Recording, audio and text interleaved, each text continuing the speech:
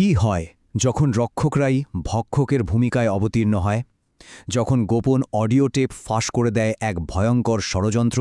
আজ আমরা সাংবাদিক নাদিমের বিরুদ্ধে সাজানো এক মামলার পেছনের গল্পটা দেখব, যেখানে ক্ষমতার অপব্যবহার, লুটপাট আর সত্যকে চাপা দেওয়ার এক মরিয়া চেষ্টার সব এক সুতোয় বাঁধ। কথাটা একবার শুনুন। নাদিম ভাইয়ের খুব কাছের লোক এই কাজটি করিয়েছে। এটা কিন্তু কোনো সাধারণ মন্তব্য নয়। এই কথাটা স্বয়ং সেই পুলিশ কর্মকর্তার, যিনি সাংবাদিক নাদিমের বিরুদ্ধে মামলাটি দায়ের করেছিলেন। এই একটা বাক্যই বিশ্বাসঘাতকতার এক অন্ধকার জগতের দরজা খুলে দেয়। কে এই কাছের মানুষ, আর কি সেই কাজ? চলুন এই ষড়যন্ত্রের গভীরে প্রবেশ করা যাক। পুরো ঘটনাটা আমরা ধাপে ধাপে দেখব। প্রথমে সেই রাতের অভিযান, এরপর দেখব সরকারি অভিযোগ আর আসল লুটের মধ্যে কি বিশাল ফারাক, এবং সবশেষে আমরা সেই অডিও রেকর্ডিংগুলোর কথা বলবো যা অভিযুক্তদের নিজের অপরাধ নিজের মুখেই স্বীকার করতে বাধ্য করেছে। চলুন আমরা ঠিক সেই রাতে ফিরে যাই, ২৪শে ডিসেম্বর। সাংবাদিক নাদিমের বাড়ি আর পত্রিকার অফিসে সেদিন যা ঘটেছিল সেটা কোনো সাধারণ অভিযান ছিল না, ছিল ক্ষমতার এক নির্লজ্জ মহড়া। ভাবুন একবার, ৯০ জনেরও বেশি পুলিশ আর সেনা সদস্যের এক বিশাল বাহিনী। কিন্তু সবচেয়ে অবাক করা বিষয় কি জানেন? তাদের কারো সাথে কোনো হ্যান্ডকাফ ছিল না। একটা ঠান্ডা প্রশ্ন মাথায় আসে, তাই না? তারা কি আসলেই তাকে গ্রেফতার করতে গিয়েছিল, নাকি চিরদিনের জন্য শেষ করে দেওয়ার পরিকল্পনা ছিল? আর এই হল সেই অভিযানের পরের দৃশ্য। এটাকে কি তল্লাশি বলা যায়? না, এটা ছিল স্রেফ তাণ্ডব। এখানকার প্রত্যেকটা ভাঙা জিনিস, ছড়ানো ছিটানো কাগজপত্র, সবকিছুই তাদের আসল উদ্দেশ্য নিয়ে প্রশ্ন তুলছে। সেই রাতে আইনকানুন বলে যেন কিছুই ছিল না। ওয়ারেন্ট ছাড়াই দরজা ভেঙে ফেলা হলো, নাদিমকে শারীরিকভাবে নির্যাতন করা হলো। আর সবচেয়ে জঘন্য কাজটা কি ছিল জানেন? পুরুষ পুলিশ সদস্যরা বাড়ির নারী সদস্যদের ঘরে ঢুকে তল্লাশি চালায়, যা শুধু বেআইনি নয়, এটা সরাসরি সংবিধানের লঙ্ঘন। আর এত কিছু কেন? কারণ যে সাংবাদিক সারা জীবন দুর্নীতির বিরুদ্ধে কলম ধরেছেন, তাকেই দেওয়া হলো রাষ্ট্রদ্রোহীর তকমা। বোঝাই যাচ্ছে আসল লক্ষ্য কোনো অপরাধী ছিল না, আসল লক্ষ্য ছিল সত্যটাকেই থামিয়ে দেওয়া। আচ্ছা, এবার গল্পের সেই অংশে আসা যাক যা এক কথায় অবিশ্বাস্য। মানে কাগজে কলমে কি দেখানো হলো আর বাস্তবে কি লুট করা হলো, তার মধ্যে শুধু ফারাক নেই, রীতিমতো আকাশ পাতাল তফাত।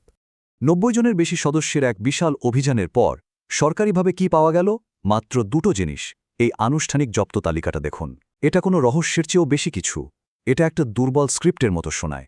দেখুন, একদিকে দেখানো হলো কিছু ইয়াবা ট্যাবলেট আর একটা গাড়ি, আর অন্যদিকে যা লুট করা হয়েছে তার তালিকায় আছে ২২ ভরি সোনা, প্রায় ৫০ লাখ নগদ টাকা, সম্পত্তির দলিল, ল্যাপটপ, এমনকি চাল তেল পর্যন্ত। জানেন, অনেকেই নাদিমকে বলেছিল সোনার পরিমাণ বাড়িয়ে ৪০ ভরি বলতে, কিন্তু তিনি রাজি হননি। তার সাফ কথা ছিল, আমার মায়ের গয়না নিয়ে আমি কেন মিথ্যা বলবো। তিনি প্রমাণসহ ২২ ভরির কথাই বলেছেন। আর এবার সেই প্রমাণ যা পুরো ষড়যন্ত্রের মুখোশটা টেনে খুলে দেয়, সেই গোপন অডিও টেপ যেখানে অভিযুক্তরা নিজেরাই নিজেদের ফাঁদে পা দিয়েছে। এই রেকর্ডিংগুলোই পুরো অভিযোগের মূল ভিত্তি। এটা কোনো শোনা কথা নয়, এটা তাদের নিজেদের কণ্ঠ, যেখানে তারা তাদের সমস্ত বেআইনি কার্যকলাপ আর ষড়যন্ত্রের কথা স্বীকার করছে। মামলার বাদী এসআই মোজাম্মেল কি বলছেন শুনুন। আমি এই মামলার কিছুই জানি না, উপরের নির্দেশনা অনুযায়ী লিখেছি। ভাবুন, মামলার বাদী যদি পুতুল হয়, তাহলে এর পেছনের সুতোটা নাড়ছে কে? এখানেই শেষ না। থানার ওসি শফিকুল ইসলাম টেপে স্বীকার করছেন যে পুরুষ পুলিশ দিয়ে নারীদের তল্লাশি করাটা সংবিধান লঙ্ঘন। তিনি বলছেন এটা সোজা সংবিধানে আটকে যাবে। তাহলে আইনটা জেনেও তিনি এ কাজটা হতে দিলেন কেন? কার নির্দেশ সংবিধানের চেয়েও বড় ছিল? এমনকি সামরিক ক্যাম্প কমান্ডার মেজর জাকিরও এটা নিশ্চিত করেছেন। তিনি বলছেন, অভিযানে কোনো মাদক বা অস্ত্র পাওয়া যায়নি, পাওয়া গেছে মজুত করা ভোজ্য তেল, যে অপরাধে মৃত্যুদণ্ডের মতো শাস্তি হতে পারে। কিন্তু সেই তেল গেল কোথায়? জব্দ তালিকায় এর কোনো উল্লেখই নেই কেন? এবার আসা যাক এসআই আনোয়ার হোসেনের কথায়। থানার সেকেন্ড অফিসার বলা হয়, ময়মনসিংহে গত ১২-১৫ বছর ধরে তিনি এক ত্রাসের রাজত্ব কায়েম করেছেন। অভিযোগ আর অডিওটেপ বলছে তিনিই ছিলেন চাঁদাবাজি আর রিমান্ডের নির্যাতনের ভয় দেখিয়ে টাকা আদায়ের মূল হোতা। অবস্থা এমন যে তার নিজের সহকর্মীরাও তার অত্যাচারে অতিষ্ঠ। সুযোগ পেলে নাকি তারা তার বিরুদ্ধেই আন্দোলনে নামতে প্রস্তুত। তো সব প্রমাণ যখন এক জায়গায় করা হয়, মানে অভিযান, লুটপাট আর টেপে রেকর্ড হওয়া স্বীকারোক্তি, তখন এটা পরিষ্কার যে এটা কোনো বিচ্ছিন্ন দুর্নীতি ছিল না, এটা ছিল একটা সুপরিকল্পিত ষড়যন্ত্র। আর এই ষড়যন্ত্রের মূল উদ্দেশ্য কী ছিল? অভিযোগ অনুযায়ী এর একমাত্র লক্ষ্য ছিল ৪৫ বছরের পুরনো দৈনিক জাহান পত্রিকাটিকে চিরতরে বন্ধ করে দেওয়া। এটা শুধু একজন সাংবাদিকের ওপর হামলা ছিল না, এটা ছিল গণমাধ্যমের স্বাধীনতার ওপর হামলা।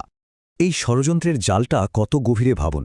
পর্দার আড়াল থেকে একজন অজ্ঞাত মাস্টারমাইন্ড কলকাঠি নাড়ছে।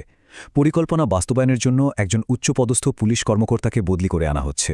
ভেতর থেকে বিশ্বাসঘাতকতা করছে সাংবাদিকের নিজেরই নিরাপত্তাকর্মী। আর মিথ্যা মামলাগুলো, ওগুলো ছিল পুরো লুটপাটকে আইনি বৈধতা দেওয়ার একটা মুখোশ মাত্র। আর এই সবকিছুর মূল্য কত ছিল? অভিযোগ অনুযায়ী রিমান্ডের নির্যাতনের ভয় দেখিয়ে সাংবাদিকের পরিবারের কাছ থেকে মোট ১০,৩০,০০০ টাকা ঘুষ আদায় করা হয়। এই ছবিটা সবকিছু বলে দেয়। এটাই হলো কঠিন বাস্তবতা। মিথ্যা অভিযোগের পর পুলিশ নাদিমকে নিয়ে যাচ্ছে। যখন সিস্টেমকেই ব্যবহার করে একজন সম্মানিত সাংবাদিককে পিষে ফেলার চেষ্টা করা হয়, তখন দৃশ্যটা ঠিক এমনই হয়। কিন্তু তারপরই টেপগুলো ফাঁস হয়ে যায়, আর ষড়যন্ত্রকারীদের মধ্যে শুরু হয় আতঙ্ক। অভিযোগ রয়েছে যে লুট করার সম্পদ ভাগাভাগি নিয়ে তাদের নিজেদের মধ্যেই কনফ্লিক্ট শুরু হয়। তাদের লোভ আর ভয়ই তাদের অপরাধকে আরও স্পষ্ট করে দেয়। পুরো ঘটনাটা আমাদের একটা খুব ভারী প্রশ্নের সামনে দাঁড় করিয়ে দেয়। যাদের দায়িত্ব আমাদের রক্ষা করা, তারাই যদি ভক্ষক হয়ে ওঠে, তাহলে সাধারণ মানুষ ন্যায় বিচারের জন্য যাবে কোথায়? এই প্রশ্নটাই আজ আমাদের সবার ভাবনার জন্য রইল।